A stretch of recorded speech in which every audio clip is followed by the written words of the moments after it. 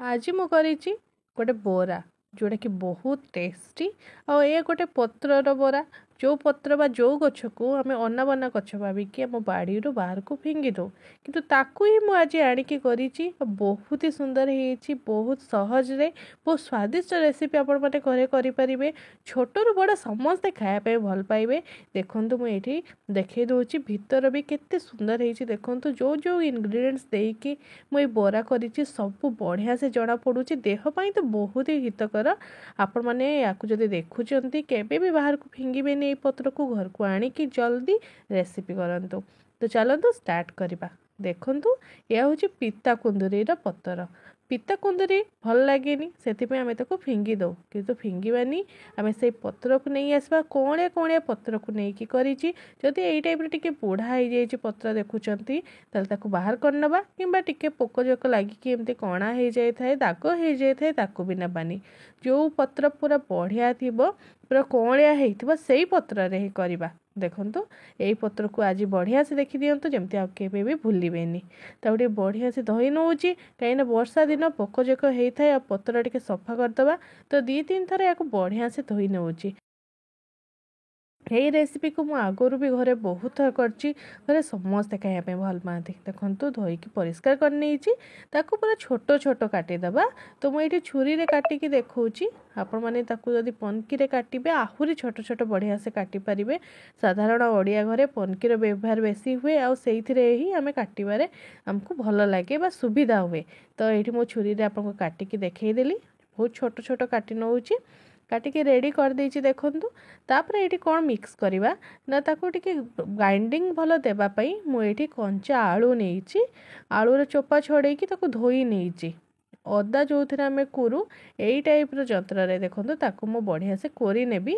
आपण चाहे ग्राइंड भी करें आलू को किंतु ग्राइंड कले सेम टेस्ट आसबनी तेणु जदि पारुचंती टिके कष्ट हम किंतु यही टाइप कोरी नेबे और ताको बढ़िया से धोई नहीं थे आगु। देखो कोरिकी पूरा रेडी करनेली आउ से कौन कौन मिक्स हो चलते देखा। एथिरे मु एबे कोरी सारिया परे जो पत्र रखी थी से पत्र को मिक्स कर दौची ता सहित 2टा बड़ पियाज नहीं पियाज को छोट छोट काटी नौची ताकू भी ऐड करुँची। कंचा लंका राग पई नौची जेतिकी आप राग खाइया को भल पाती नेबे मुझे 2टा छोट काटिकी नहीं हलदी गुंड अर्ध चामच देउची आ लूण आप देखिकी देबे।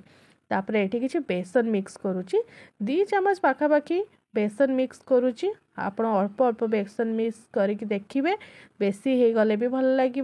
तापर ये मिक्स कली देखु लगुच कि बेसन मात्रा टी कमी जाइए जना पड़ूनी तेणु आउ 2 चामच दौची ताको एबे मिक्स करुँची। एपर्यंत मु पानी यूज करिनी कहीं आलू अच्छी पत्र अच्छी पानी बाहर तेणु एक्स्ट्रा पानी मु यूज करूनी। एमती ही बढ़िया से ताको चकुटिकी टिके मिसई देइची ताको एबे 5 मिनिट रेस्ट खाइबा रखिनेबी जहाँ पानी बाहर कथा से जमती बाहरी जीव। तो 5 मिनिट ये घोड़े रखिनेली ये देखो काढ़िली एबे 5 मिनिट पर आग अपेक्षा देखो बेटर टिके नरम हो जाए माने पानी जी बाहर कथा पानी बढ़िया से बाहरी जाइए। मिक्स कर नौची बढ़िया से आउ थे एबे तावा को गरम कर देइची और सोरिष तेल नहीं आपन जेते बड़े भी जो थे बरा करंतु सोरिष तेल नेबे आ एई टाइप रो गोटे राउंड बनेइकी टिके ताकू चेप्टा टाइप रो करनेबे पुली रे जाकी जाकी देबे जमती से पतला हो कहीं बेसी मोटा रही सीझापी टाइम लगे और यहाँ बहुत झटपट रेसिपी आपड़ या 5 मिनिट 7 मिनिट भितर रेडी करने जी समय आप रेस्ट कले बाकी तो 2 मिनिट रे पाखापाखि रेडी हो। तो जी तेल अच्छी से जी मोर बरा हेबा कथा मु सब करदे टिके एपट सेपट कर नौची। 2 पट साइड तेल पूरा बढ़िया से देइथिबे तापरे ताको अलट पलट कर नौची। आ जदि भाबुचंती टिके भीतर सिझिबनी टाइम लागिबो ताले ताको टिके आपण घोड़े नेबे। मु एई टाइप रो उल्टे सारिबा परे ताको टिके घोड़े नेइची घोड़े की एई टाइप रो रखी दोची 2 मिनिट पाखापाखी। तापरे खोलिकी देखंतु कलरेशन भी चेंज हो जाइए बढ़िया देखा जाउची ना देखो येलो देखा जाउची जो ब्राउन कलर दाग पड़ी भी बढ़िया होईची। एई टाइप आपण माने बोरा करिकी घरे खाआंतु कि खुआंतु समस्ते खुशी हेबे। मु बहुत थर ये बोरा करिछि किंतु आज वीडियो करिया पई जो बोरा करथली सबुठु टेस्टी हेइतिला। तो आपण माने भी एई प्रोसेस रे करंतु। याको आप भात सहित पखाड़ सहित भी खाई परिबे। मु तो याको भात सहित रेडी करथली ता सहित आउ कोन को रेडी करछि भी मु आगो को वीडियो रे देखेबी। देखंतु केते सुंदर कलरेशन आसीची।